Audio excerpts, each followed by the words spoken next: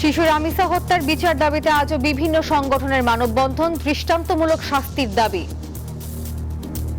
আমরা চাই ফাঁসি দিয়ে দেখিয়ে দিতে এই রামিসাকে যেভাবে হত্যা করেছে তাকে ওইভাবে হত্যা করা হোক। শুধু বিচার করা না, বিচারকে কার্যকর করা এবং মানুষকে আমরা দেখাইতে চাই যে বাংলাদেশে এরকম দুর্বৃত্তের স্থান নাই।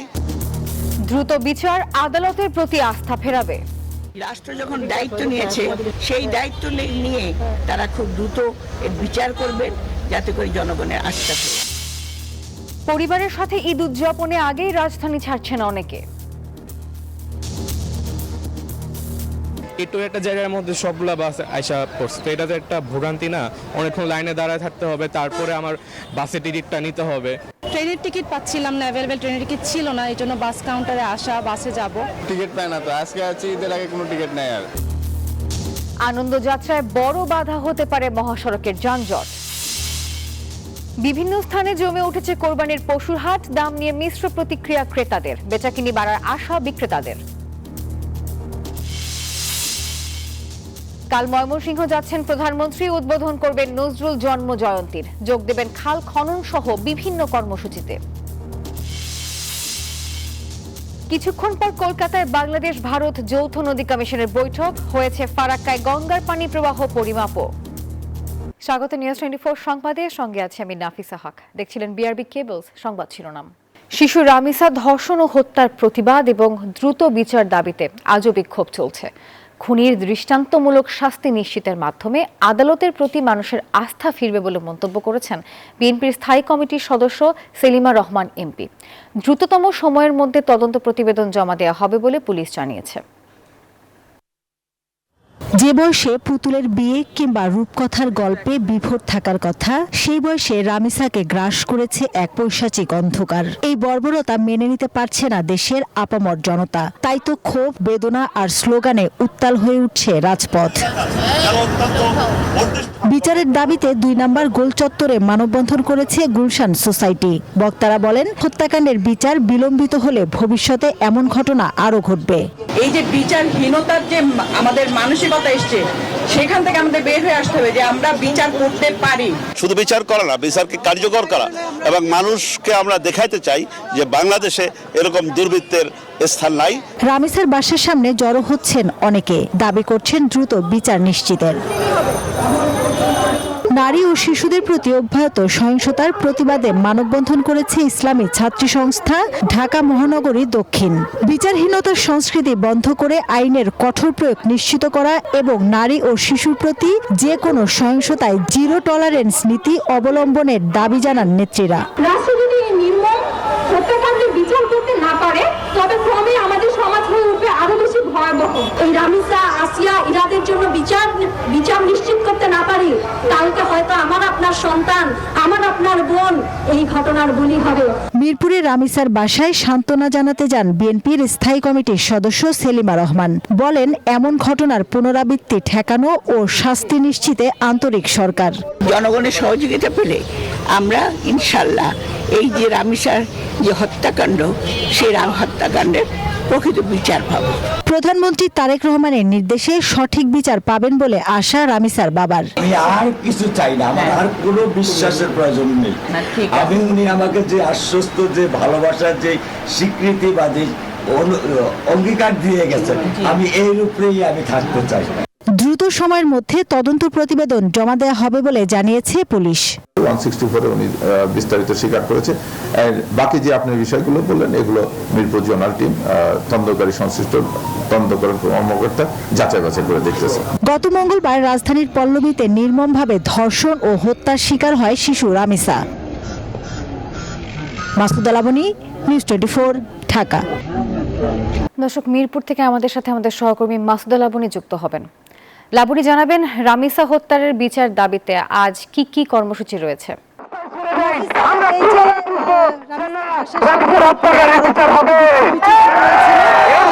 মিছিলটি কিন্তু এই মিরপুরের বিভিন্ন গুরুত্বপূর্ণ সড়ক সেই সড়ক প্রদক্ষিণ করে আবার রামিসার যে মিরপুর 11 নম্বরে যে বাসভবন ছিল সেখানে এসে শেষ হয়েছে এবং তারা কিন্তু এখানে বিভিন্ন সংগঠনের ব্যানারে এই বিক্ষোভ মিছিলটি হচ্ছে। ঠিক যদি বলি যে ইসলামী জজবা নামের একটি সংগঠনের ব্যানারে এখানে বিক্ষোভ মিছিলটি অনুষ্ঠিত হয় এবং সকাল থেকে এই সংগঠনের ব্যানারে বেশ কিছু মানুষ এই সংগঠনের যারা তারা এসে এই মিরপুরে 11 নম্বরে বিক্ষোভ করছিলেন এবং ঠিক 12টার কিছুক্ষণ আগে কিন্তু রামিসার যে বাবা মা তারা এখান থেকে তাদের গ্রামের বাড়িতে গেছেন। এছাড়া সকালবেলা এখানের বিএনপির স্থায়ী কমিটির সদস্য সেলিমা রহমান এবং সংরক্ষিত নারী আসনের এমপি নিপুণরা এসেছিলেন এবং তারা যেটি বলেছেন যে এই যে হত্যাকাণ্ড, নৃশংস হত্যাকাণ্ড, ধর্ষণের ঘটনা, এই ঘটনার বিচার নিশ্চিত করে বিচারহীনতার যে সংস্কৃতি সেই সংস্কৃতি থেকে বেরিয়ে আসতে চায় বাংলাদেশ এবং আর কোনো শিশুকে যেন এই রামিসার মতো নির্মমভাবে ধর্ষণ এবং হত্যার শিকার হতে না হয়, সেই জন্য যেন সমাজের যে নৈতিক অবক্ষয় হয়েছে সেই অবক্ষয় থেকে যেন সমাজকে সুস্থ ধারায় নিয়ে আসা যায়, সেই জন্য যে কাজ করার অঙ্গীকার সেটিও তারা করেছেন। এবং রামিসার বাবা আব্দুল হান্নান তিনি যেটি বলেছেন যে মাননীয় প্রধানমন্ত্রী তিনি বলেছেন যে তারেক রহমান এসেছিলেন গতকালকে এবং তিনি এই হত্যার বিচার নিশ্চিত করবেন বলে আশ্বাস দিয়েছেন এবং সেই আশ্বাসে আশাবাদী রামিসার বাবা এবং তিনি বলেছেন তিনি বিশ্বাস করেন যে রামিসা হত্যার বিচার হবে এবং আর কোনো শিশুকে যেন এরকম নির্মমভাবে হত্যার শিকার হতে না হয়, ধর্ষণের শিকার হতে না হয়। এর যে মানববন্ধন, এখানে মানববন্ধন ছিল এবং এখানে যারা এই মানববন্ধনটি করেন তারা এখান থেকে একটি বিক্ষোভ মিছিল শুরু করেন। বিক্ষোভ মিছিলটি মিরপুরের কয়েকটি সড়ক প্রদক্ষিণ করে আবারও মিরপুর 11 নম্বর রামিসার যে বাসা সেই বাসায় এসে শেষ হয়েছে এবং এই বিক্ষোভ সমাবেশ থেকে তারা রামিসার হত্যার নির্মম যে হত্যা করা হয়েছে নির্মমভাবে সেই হত্যার বিচার দাবি করেছেন এবং দ্রুততম সময়ের মধ্যে যেন বিচার নিশ্চিত করা হয় এবং যে ধর্ষক এবং খুনি তাদের যেন ফাঁসি নিশ্চিত করা হয় সেই দাবিটা করছেন। কেননা যে ধর্ষক তার সাথে এই খুনে সহায়তা করেছিলেন তার স্ত্রী, এরই মধ্যে তারা আইন শৃঙ্খলা বাহিনীর কাছে জবানবন্দি দিয়েছেন এবং সেই দাবিতেই যেন এখানে বিক্ষোভ মিছিল থেকে সেই দাবিটি তোলা হয়েছে যে ফাঁসি, সেই সর্বোচ্চ ফাঁসি বিচার, সেই বিচারটি যেন নিশ্চিত করা হয় এবং এছাড়াও এখানে প্রশাসনের পক্ষ থেকে বেশ কয়েকজন কর্মকর্তার আসার কথা ছিল, তারা আসার কথা ছিল কিন্তু যেহেতু রামিসার বাবা মা গ্রামের বাড়িতে চলে গেছে সেক্ষেত্রে কেউ আসবে কি না সেই বিষয়টি আমরা নিশ্চিত হতে পারিনি। এছাড়া কিন্তু শহীদ মিনার আরও একটি বিক্ষোভ আছে এবং এই যে বিভিন্ন সংগঠনের ব্যানারে বিক্ষোভ মিছিল এবং মানববন্ধন হচ্ছে, তাদের কিন্তু দাবি একটাই যে আর কাউকে যেন রামিসার মতো নির্মমভাবে খুনের শিকার না হতে হয়। তো নাফিসা, এই ছিল আমার কাছে সবশেষ তথ্য। লাবণী, ধন্যবাদ আপনাকে। এদিকে রামিসা, আসিয়া সহ অসংখ্য শিশুকে ধর্ষণ ও হত্যার ঘটনায় দোষীদের দ্রুত বিচার ট্রাইব্যুনালের আওতায় এনে সর্বোচ্চ শাস্তি নিশ্চিত করার দাবিতে মানববন্ধন করেছে নারায়ণগঞ্জ খেলাঘর। সকালে জেলা প্রেস ক্লাব প্রাঙ্গণে মানববন্ধন হয়, এতে অসংখ্য নারী ও শিশুরা অংশ নেয়। মানববন্ধনে বক্তারা বলেন, বিচারহীনতার কারণেই আজ রামিসার বাবা বিচার চাচ্ছেন না। তবে প্রধানমন্ত্রী, স্বরাষ্ট্রমন্ত্রী ও আইনমন্ত্রী রামিসার পরিবারের সঙ্গে দেখা করতে যাওয়ায় তারা আশাবাদী। অবিলম্বে দ্রুত বিচার আইনে খুনির সর্বোচ্চ শাস্তির দাবি করেন তারা। পাশাপাশি শিশুদের জন্য আলাদা আইন প্রণয়ন এবং মন্ত্রণালয়ও দাবি করেন তারা। রামিসা হত্যার বিচার চাই, ফাঁসি চাই, দ্রুত করো। তাদের সরাসরি ফাঁসিতে ঝুলে দেওয়া উচিত, এছাড়া এই সন্ত্রাসীদের, এই ধর্ষকদের থামানো যাবে না। ঈদুল আজহা সামনে রেখে রাজধানী ছাড়ছেন ঘরমুখ মানুষ। পরিবারের সাথে ঈদ উদযাপনে ভোগান্তি এড়াতেই আগেই যাচ্ছেন তারা।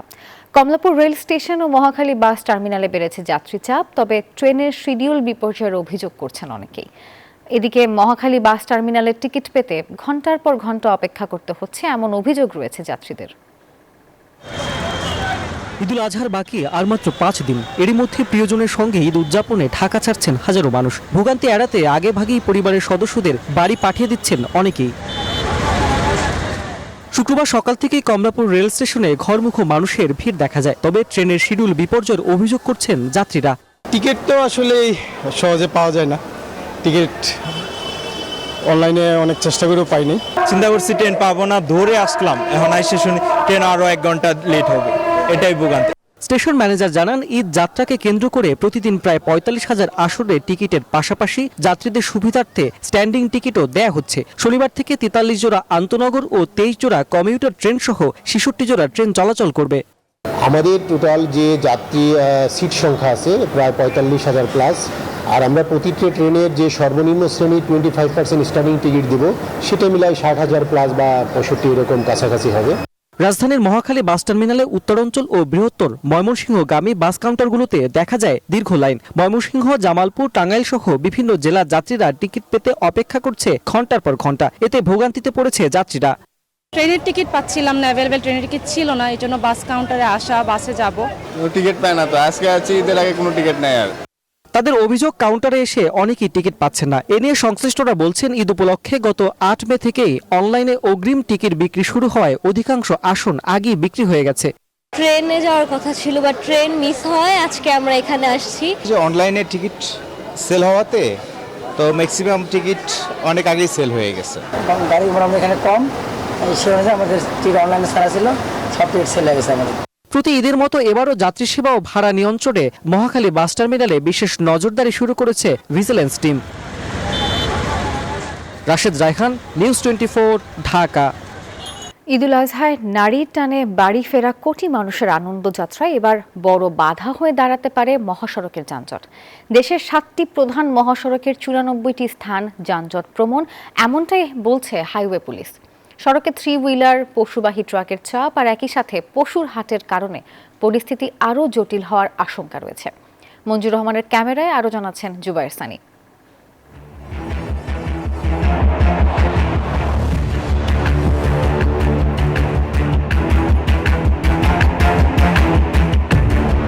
কদিন পরেই পবিত্র ঈদুল আজহা। নারীর টানে বাড়ি ফিরবে মানুষ, যার সিংহভাগ অর্থাৎ প্রায় 85% ফিরবেন সড়ক পথে। তবে ঈদ যাত্রায় বাধ সাধতে পারে পশুবাহী ট্রাক ও যাত্রীবাহী বাসের দ্বিমুখী চাপ। আনন্দযাত্রার গলার কাটা হয়ে দাঁড়াতে পারে তীব্র যানজট। হাইওয়ে পুলিশের সর্বশেষ প্রতিবেদন বলছে, দেশের 7টি প্রধান মহাসড়কের 94টি পয়েন্ট যানজট প্রবণ হিসেবে চিহ্নিত। এর মধ্যে মাথা ব্যথার কারণ হয়ে দাঁড়াতে পারে ঢাকা চট্টগ্রাম ও ঢাকা টাঙ্গাইল রংপুর মহাসড়কের 25টি ব্ল্যাঙ্ক স্পট। এছাড়া ঢাকা সিলেটে 21টি এবং ঢাকা ময়মনসিংহের 60টি পয়েন্টে ভোগান্তির আশঙ্কা করা হচ্ছে। এসব স্পটের মধ্যে একটি গাজীপুরের চান্দনা চৌরাস্তা। অব্যবস্থাপনা ও বিশৃঙ্খলায় এখানে প্রতিদিনই যানজট লেগে থাকে। আর মরার উপর খাড়ার ঘা হয়ে দেখা দিয়েছে রাস্তার পাশের গরুর হাট। তাই ঈদের সময় যানজট দ্বিগুণ বা 3 গুণ হবে বলে শঙ্কা সাধারণ মানুষের। গতবার তো যখন বাড়িতে গেছিলাম তখন যানজট লাগছে, এবারও আশঙ্কা আছে। এদিক দিয়ে আসলে ঈদ যখন আসে, 4-5 দিন থেকে অনেক যানজটে যাত্রীর অনেক ভোগান্তি করে। টাঙ্গাইলতে আবার আপনার চান্দরা পর্যন্ত 1 ঘন্টা 3 ঘন্টার মতো জামের মধ্যে পড়ে তখন লাগে। পরিবহন সংশ্লিষ্টরা বলছেন, স্বস্তির ঈদযাত্রা নিশ্চিতে মহাসড়কের পাশের পশুর হাট নিয়ন্ত্রণই হবে বড় চ্যালেঞ্জ। আর তার সাথে আগে থেকেই আছে ফিটনেসবিহীন গাড়ি ও চলমান সংস্কার কাজের চাপ। গরুর হাট যে জায়গায় বসবে, ওই জায়গায় যেন ক্লিয়ার রাখে পুলিশ থাকে, তাহলে আর এবারে যানজট থাকবে না। রাস্তার কাজ কাম চলতেছে, যদি পুলিশ আমাদের একটু সহযোগিতা করে আমরা সময় মতো যাত্রী সেবা দিতে পারবো। এবারের ঈদে ঢাকা চট্টগ্রাম মহাসড়কে স্বাভাবিকের চেয়ে দ্বিগুণ গাড়ি চলবে বলে মনে করছে হাইওয়ে পুলিশ। আর ঢাকা টাঙ্গাইল মহাসড়ক ব্যবহার করবে প্রায় 64,000 যানবাহন। গতবারই কোনো ধরনের যানজট হয় নাই, এবার আরো সহজ হবে বলে আমরা মনে করি। বাস দাঁড় করিয়ে প্যাসেঞ্জার তুলে তখন কিন্তু রাস্তাটা একটু স্লো হয়ে যায়। তো এইসব স্থানে কিন্তু আমাদের পিকেট থাকবে, যেন গাড়িগুলি দ্রুত প্যাসেঞ্জার নিয়ে চলে যেতে পারে। এদিকে যাত্রী নিরাপত্তায় মহাসড়কে 3 চাকার অবৈধ যান দেখতে চান না চালকরা। মোটরসাইকেল চলাচল নিয়ন্ত্রণ চান তারা। পুলিশ বাহিনী যেগুলো আছে, এনারা যদি কন্ট্রোল করতে পারে স্ট্যান্ডে তাহলে কোনো যান থাকবে না। ফিটনেসবিহীন, রোড পারমিট নেই এই গাড়িগুলো যখন ঢাকা সিটির ভিতরে গাজীপুরের ভিতরে ঢুকবে, আশা করি তখনই যানজট সৃষ্টি হবে। ঘরমুখী মানুষের নিরাপত্তা ও যানজট নিরসনে মাঠ পর্যায়কে ঢেলে সাজানো হয়েছে বলছে হাইওয়ে পুলিশ। যদি প্রাকৃতিক বিপর্যয় ভারী বৃষ্টি যদি না হয়, তাহলে আশা করি আমরা সুন্দরভাবে এবং সুন্দরভাবে এবং নির্বিঘ্নে ঈদ যাত্রাটা সম্পন্ন করতে পারবো। ঈদে যানজট নিরসনে সড়ক মহাসড়কের পাশে হাট বসতে না দেয়া ও ধাপে ধাপে কারখানা ছুটি দিতে সরকারের উদ্যোগকে সাধুবাদ জানাচ্ছেন অনেকেই। তবে কাগজের পরিকল্পনা মাঠ পর্যায়ে ঠিক কতটুকু বাস্তবায়িত হয় তার উপরে নির্ভর করছে কোটি মানুষের ঈদযাত্রার স্বস্তি। কাগজে কলমের নির্দেশনা কিংবা প্রশাসনের আশ্বাস প্রতি বছরই থাকে, প্রতিবারই মহাসড়কে এসে ঠিক তার উল্টো বাস্তবতার মুখোমুখি হন সাধারণ মানুষ। পশুবাহী ট্রাকগুলোর তীব্র চাপ আর শৃঙ্খলার অভাব যদি নিয়ন্ত্রণ করা না যায়, তাহলে এবারও মহাসড়কে এসে সেই একই ভোগান্তিতে পড়বেন তারা, এমনটি আশঙ্কা করা হচ্ছে। গাজীপুর। জাতীয় কবি কাজী নজরুল ইসলামের জন্ম জয়ন্তীতে ময়মনসিংহে ত্রিশালে যাচ্ছেন প্রধানমন্ত্রী তারেক রহমান। উদ্বোধন করবেন 3 দিনের অনুষ্ঠানমালা। এর আগে খাল খনন কাজের উদ্বোধনও করবেন সরকার প্রধান। সব আয়োজন সম্পন্ন করতে কাজ করছে প্রশাসন। আমি চিরতরে দূরে চলে যাব, তবু আমারে দেব না ভুলিতে। আমি বাতাস হইয়া জড়াইব কেশ, বেনি যাবে জবে খুলিতে। দ্রোহে প্রেমে ও সাম্যের কবি কাজী নজরুল ইসলামকে এভাবেই মনে রেখেছে বাংলাদেশের মানুষ। শনিবার কবির 127তম জন্ম জয়ন্তী। জাতীয় কবি 1914 সালে দারোগা রফিজউল্লাহর হাত ধরে আসানসোল থেকে ময়মনসিংহের ত্রিশালে আসেন। কিশোর নজরুল এখানে অবস্থান করেছিলেন প্রায় 1.5 বছর। এবার কবির জন্ম জয়ন্তীর উৎসব জাতীয় পর্যায়ে পালন ও প্রধানমন্ত্রীর আগমনকে কেন্দ্র করে আনন্দে ভাসছে ত্রিশালবাসী। জন্ম জয়ন্তী ও প্রধানমন্ত্রীকে বরণ করে নিতে প্রস্তুত স্থানীয়দের সাথে নেতাকর্মীরাও। এই দিনটিকে ঘিরে যেন আমাদের প্রোগ্রামটা সুন্দর করার উদ্দেশ্যে এই প্রস্তুতিটা আমরা অনেক আগে থেকেই নিয়ে থাকি। অনুষ্ঠান ভালো হবে এটাই আমরা আশা করতেছি। ত্রিশালে খাল পুনর্খনন উদ্বোধন শেষে নজরুল জয়ন্তী অনুষ্ঠানে যোগ দেবেন প্রধানমন্ত্রী তারেক রহমান। দলের নেতৃবৃন্দ সহ আমরা সবাই একটা টিমের মধ্যে করে কাজ করে এটাকে আজকে একটা জায়গায় নিয়ে এসেছি। আপনারা জানেন যে এই প্রোগ্রামের সাথে খাল খনন কর্মসূচিও যোগ হয়েছে। নজরুল একাডেমি মাঠে হবে উদ্বোধনী অনুষ্ঠান। ইতিমধ্যে শেষ হয়েছে মঞ্চ সজ্জার কাজ। চলছে 3 দিন নজরুল মেলার প্রস্তুতি। স্কুল কলেজ পর্যায়ে বিভিন্ন প্রতিযোগিতার আয়োজন করা হচ্ছে।